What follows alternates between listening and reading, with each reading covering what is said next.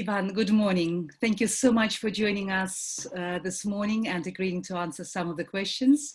Ivan Putrov is our guest, giving an interview for the Ballet Icons platform. Welcome to our platform. Really, really wonderful to see you. And by the way, I must compliment you on your image. It's really very, very romantic and very beautiful. Olga, very nice to see you. Good morning, and thank you for welcoming me into your new platform. And it's always been a pleasure to work with you. So I'm looking forward to this interview.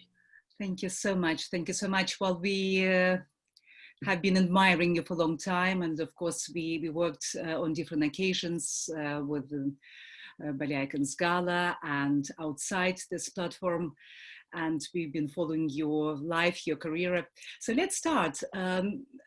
The first traditional question, but only one, before we'll move to your life and your career, will be, how was it for you? How did you manage in this lockdown period with your training, generally with life? Did you manage to reflect on something? Did you manage to develop some of new hobbies? How was it for you?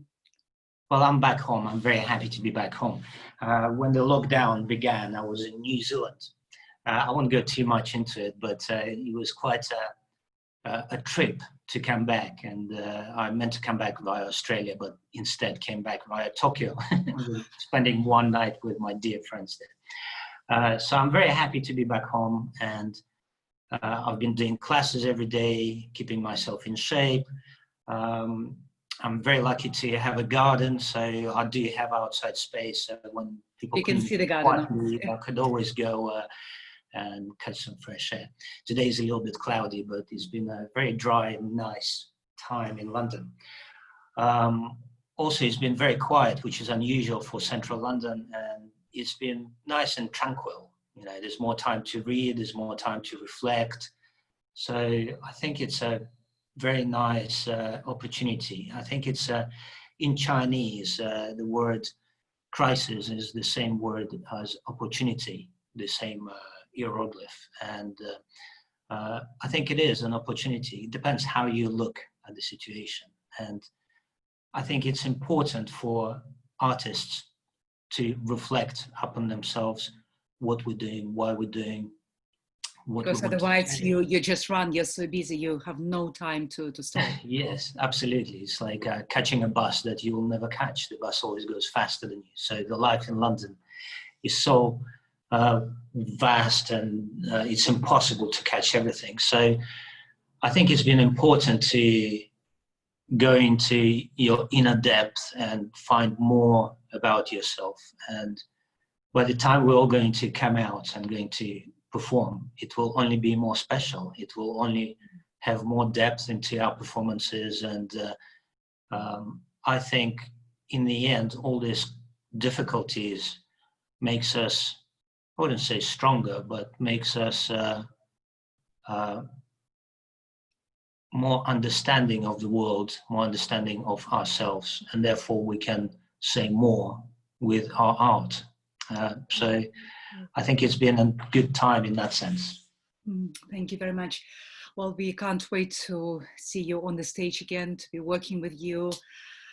And well, I'm very much looking forward to working with you. And whilst in this, reflecting in this quiet time, I had a few ideas for new projects, and I'm sure likewise, Olga, you had developed your ideas and had more time to spend on particulars of the future. So I'm sure once we're going to come out, there will be more to offer. Can't wait, can't wait.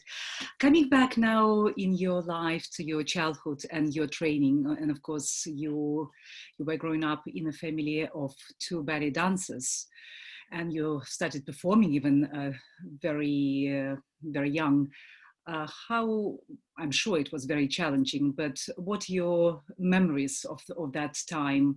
Was it really more of a pleasing your parents and knowing that you have no choice, or how soon in your life you developed your understanding that this is your world, this is going to be your life, and this is what you would like to do?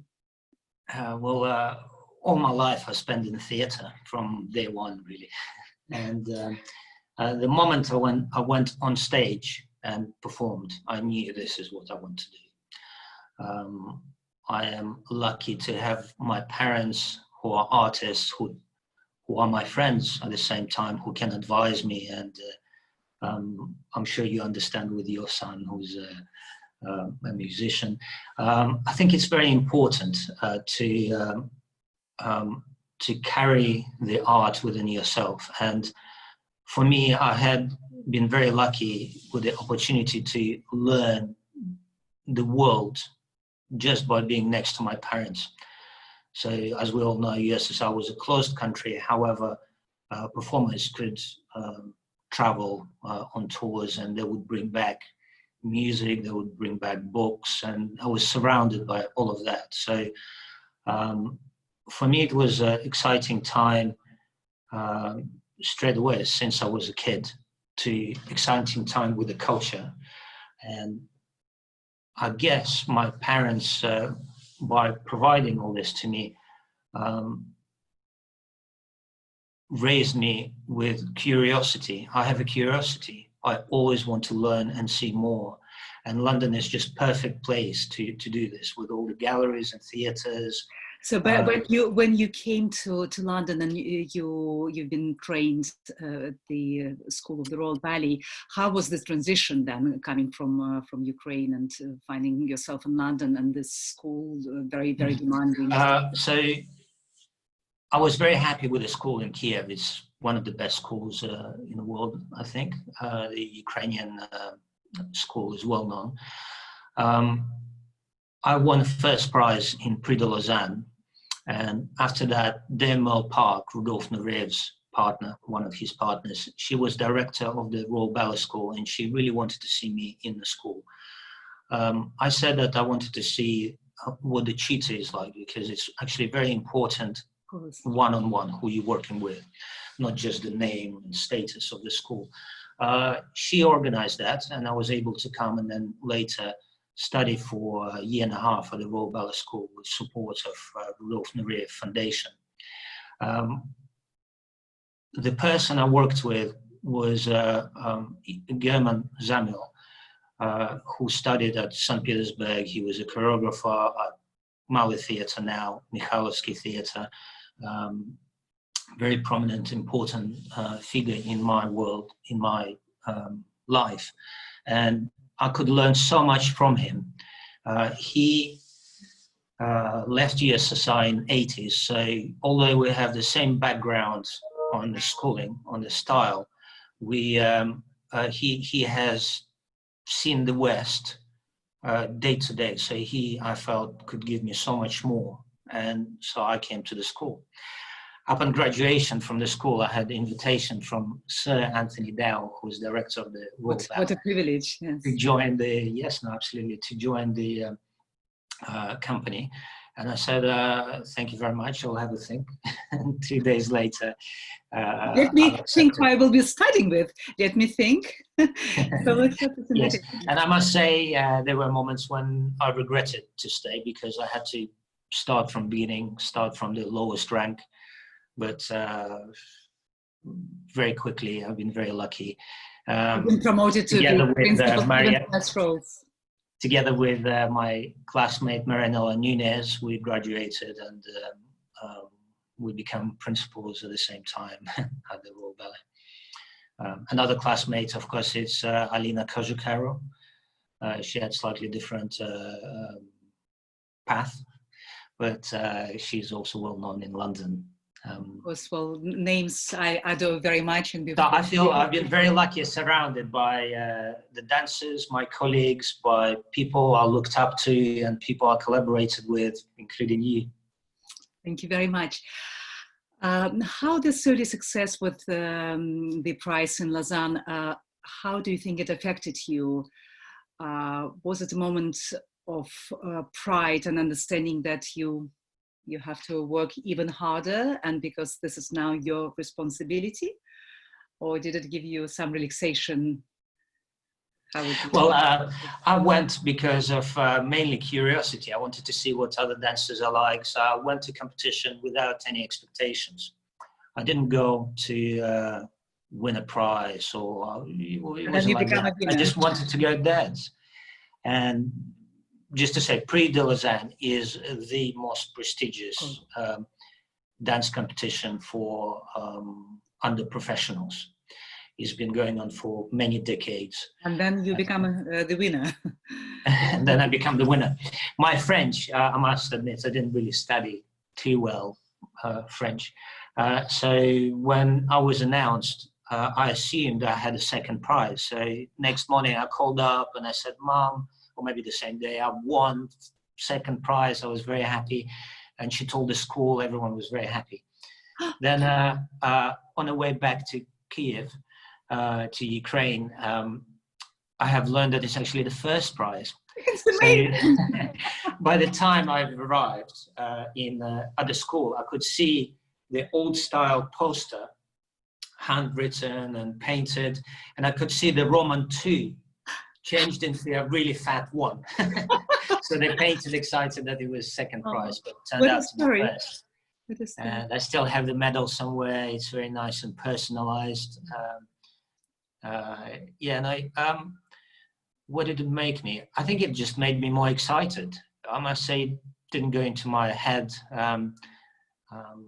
I'm interested in dance. I'm not interested in prizes. I'm interested in creation. I'm not interested in my ego. Talking of which, I would like to move now. Obviously, you're an amazing dancer who done so many classical roles on different stages, and of course on the stage of the Royal Ballet. But contemporary choreography means a lot to you, and not only it means so much to you that you're dancing, you were urged to create something of your own, and of course you became so creative in the last 2 years, generating new projects. I would like to talk more about this. When did it start? When did you feel that you're ready to move into something else? You would like to create exciting new dance projects which will have some different kind of impact on your audiences. Well, I feel that I'm interested in so many different things, and theater, art, video, all of this interests me. The rush of being dancer, of preparing for many months, sometimes years, to come and perform and have this magic moment on the stage is great. However, it can, I now know, something that you must feel, that when you prepare a project for so long, you research, you develop, and then you have this pinnacle of when it's all happening. It's very exciting. You have a rush from completing it. Well, I have the same rush from putting together projects. I think it came naturally to me. The first project was with my friends Neil and Chris, who are together Pet Shop Boys, and they have written a score for me. We have chosen one of the Christian Andersen's fairy tales, The Most Incredible Thing, and they have written the score. That came about after they have written a full score for Battleship Potemkin, and I've seen it, that was performed in Trafalgar Square, and I think it might have been parts of the same projects that you have worked on at some point, the Maslenitsa, right, on Trafalgar Square. So after that, I felt I'm not just their fan and friend, they can create something for me. And I found a way to create it. I found a theater, I found how it could be funded, and I was very lucky to work with a choreographer, Javier de Frutos, and that was... I admire very much personally too. Yeah, me too. And I'm very lucky to work with other choreographers for my projects, for your projects, like Russell Malefant, like newer, younger choreographers, Ludovic Andiviella, who's so talented, and Peter Leong. And I think I never differentiate the classical dance or any other dance, contemporary dance. I want to dance, and I'm attracted to any form of dance at the same level. So I'm very lucky to have danced all the classical repertoire with the Royal Ballet and with many other companies, from Swan Lake's Sleeping Beauties and Absolutely nailed through wonderful, revolutionary British choreographer Kenneth Macmillan and Frederick Ashton. All of this is very important, and I must say it's never enough. I want to do more and more and more. And sometimes I bring back works. For example, I brought back one of Kenneth Macmillan's creation called Images of Love that has been very successful on the stage of London Coliseum. And Deborah Macmillan was very happy that it looks fresh. And it does, it doesn't grow old. Well, this is fantastic that you have this entrepreneurial, creative and entrepreneurial parts, apart from just being an excellent dancer. And of course, the project Men in Motion had such a huge success and claim. Congratulations. Can you possibly share some ideas and some plans for the future? Would you like to develop? Yes, thank you for asking me about this. I feel that in dance, in any art, in a way, you and I, we act as a gallerist, if you like. We show a retrospective of the idea that we have. And I think your longevity of your project, Ballet Icons, is because there is a true core of what it's about. And I feel that if I present a project, and of course you have many other projects, and I have other projects as well, but if I have a project that has a core that unites everyone and brings something that is of a high interest to the creators, then it sparks truth within the artists that I invited, and you cannot fake it, the audience see it as well. And sometimes new creations for the new projects come out and have longevity as well, they live beyond. Men in Motion, it's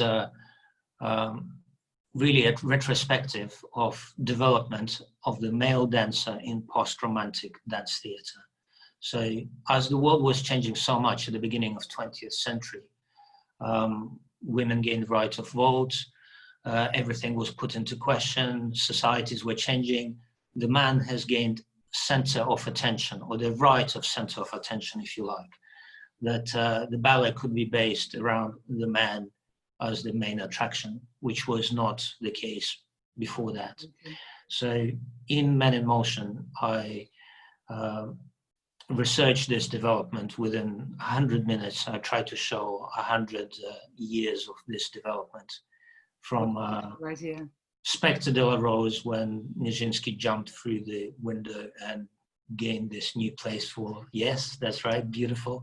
And I've danced it for you as well. Of course, many times. And at the Royal Ballet. One of the best memories ever. Well, thank you very much, and one of the best memories for me too.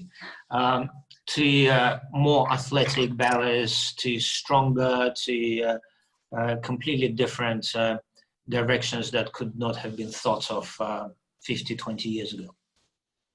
Well, my huge admiration again for you not being afraid of becoming a producer and taking organizing and financial challenges, because I know very well how demanding it is, and you're driven by your desire to bring this beautiful art and to discover things which have not been seen or discovered before. Should be fully. Well, I think we all must thank our supporters, our audiences that come, and our sponsors, our donors. Without them, art won't be able to exist. Of course, and we hope that after this, it will exist, but it won't be able to be performed at such a high level. Yes, and we all hope that after this pandemic and crisis, there will be still people and organizations to find it possible to support beautiful projects, art projects. It's a very big concern, of course, for many of us. Yes. Now, I would like to ask a difficult question possibly now, but a very important question, because, and again, my huge admiration, many dancers unfortunately go through injuries and then they go back. Some injuries are minor and they return quickly. You went through a major injury, and you and me, we know that I was in the hall when it happened, and when sometimes I'm asked what is the worst moment of my my activities, and me as a producer, that was definitely the hardest, the saddest moment. When the injury happened to you, and I cannot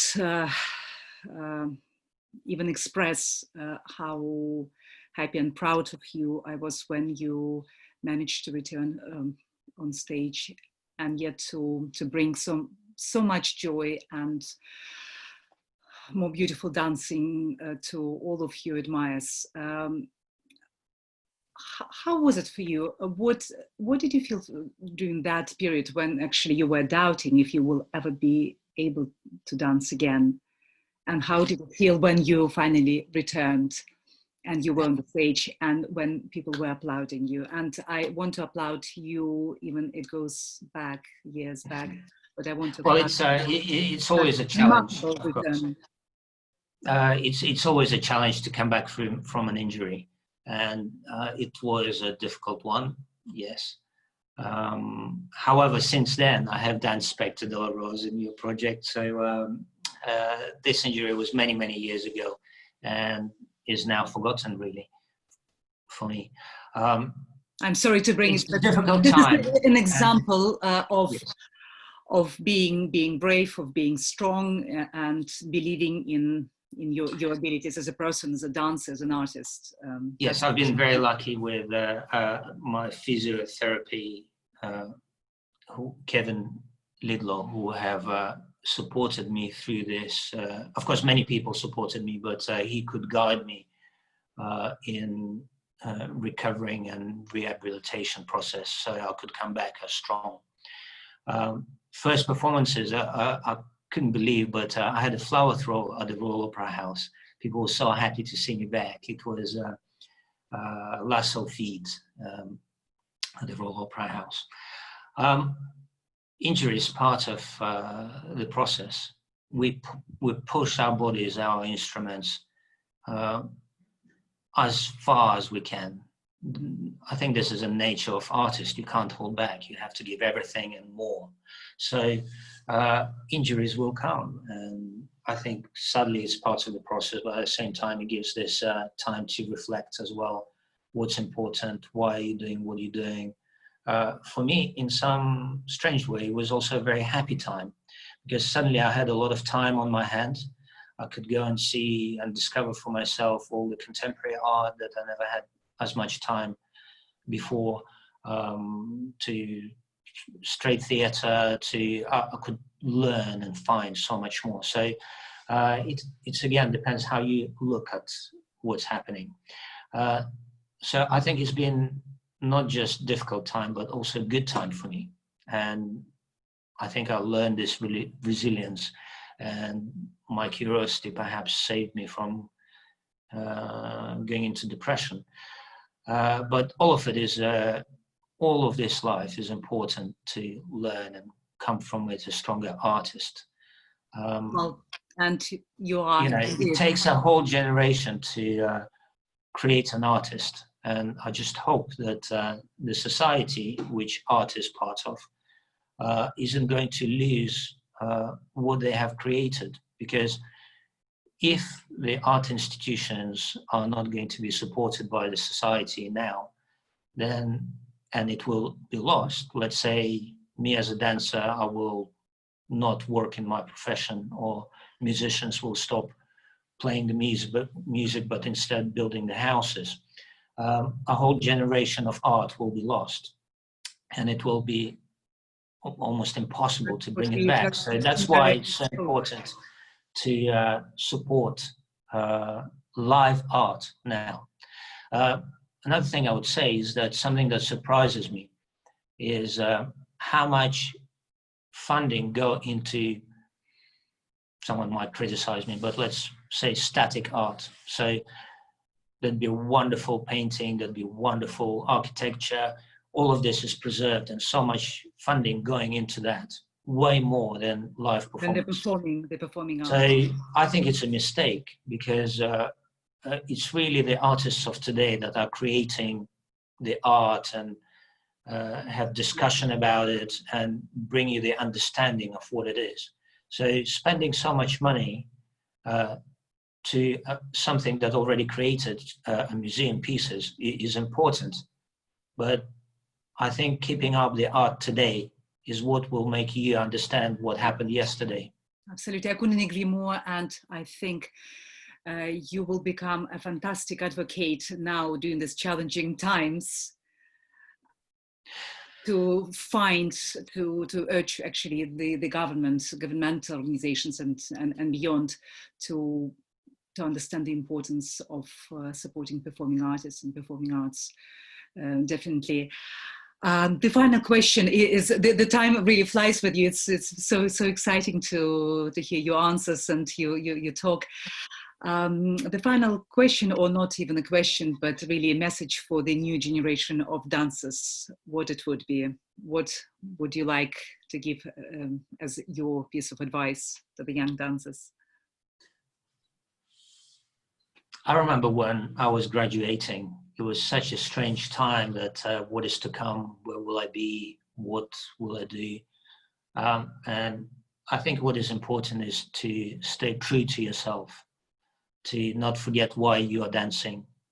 And it's this truth that will carry you through, that you as a dancer have something to say. Don't forget why you are dancing. It might be different reasons for different people. And persevere in what you're doing. Beautiful. Keep going. Thank you so much. It was Ivan Putrov who was our guest today with the Ballet Icons platform. Ivan, thank you so much. Lovely to see you. Very nice to see you. We can't wait to see you in person, to be working with you again. And let's keep working. Likewise, Olga. Very nice to see you. Goodbye. Thank you so much. Bye-bye, Ivan. Bye.